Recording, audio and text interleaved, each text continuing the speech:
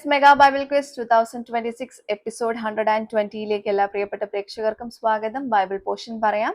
യോബ് 41, 42, സങ്കീർത്തനങ്ങൾ 1, 2, റോമർ 3-ാം അധ്യായം. ഇതിൽ നിന്നാണ് ക്വസ്റ്റ്യൻസ് ചോദിക്കുന്നത് കേട്ടോ.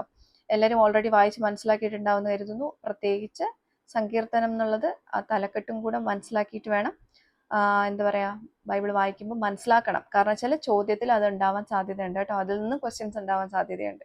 ഓക്കെ, അപ്പോൾ ചോദ്യത്തിലേക്ക് പോകുന്നു.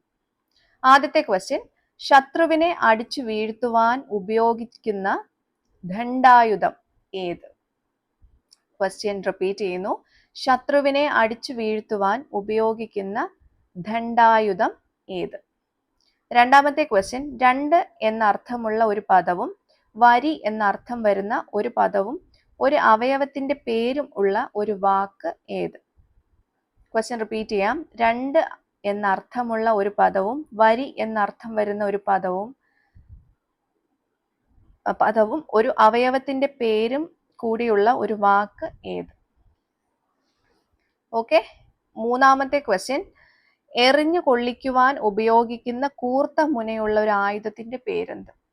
എറിഞ്ഞു കൊള്ളിക്കുവാൻ ഉപയോഗിക്കുന്ന കൂർത്ത മുനയുള്ള ഒരു ആയുധത്തിന്റെ പേരെന്ത്? നാലാമത്തെ ക്വസ്റ്റ്യൻ, 5 അക്ഷരമുള്ള ഒരു പദം. 1 2 അക്ഷരങ്ങൾ ചേർന്നാൽ എഴുത്തുകാരൻ എന്നർത്ഥം. 1 3 അക്ഷരങ്ങൾ ചേർന്നാൽ ഒരു രോഗം. 1 4 അക്ഷരങ്ങൾ ചേർത്താൽ ഒരു ജീവിയുടെ പേര്. 1 5 അക്ഷരങ്ങൾ ചേർന്നാൽ ഘനമുള്ള ഒരു വസ്തു. ഏതാണ് ഈ 5 അക്ഷര പദം? ക്വസ്റ്റ്യൻ റിപ്പീറ്റ് ചെയ്യാം. 5 അക്ഷരമുള്ള ഒരു പദം. 1 2 അക്ഷരങ്ങൾ ചേരുമ്പോൾ എഴുത്തുകാരൻ എന്നർത്ഥം. 1 3 അക്ഷരങ്ങൾ ചേർന്നാൽ ഒരു രോഗം. 1 4 അക്ഷരങ്ങൾ ചേർന്നാൽ ഒരു ജീവിയുടെ പേര്. 1 5 അക്ഷരങ്ങൾ ചേർന്നാൽ ഘനമുള്ള ഒരു വസ്തു. ഏതാണ് ഈ 5 അക്ഷര പദം? അഞ്ചാമത്തെ ക്വസ്റ്റ്യൻ, അടയ്ക്കാത്ത ശവക്കല്ലറ എന്ന് വിശേഷിപ്പിക്കാവുന്ന ഒരു അവയവം ഏത്?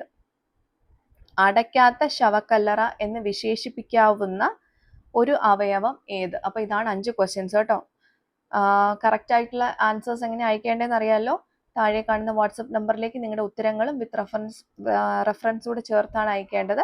ശരിയായിട്ടുള്ള ഉത്തരം നാളെ രാവിലെ റിവീൽ ചെയ്യുന്നതായിരിക്കും. അപ്പോൾ ശരി ഉത്തരങ്ങളുമായിട്ട് മറ്റൊരു വീഡിയോയിലൂടെ നമുക്ക് നാളെ വീണ്ടും കാണാം. Children, it's me, Angel, signing off. Bye and take care.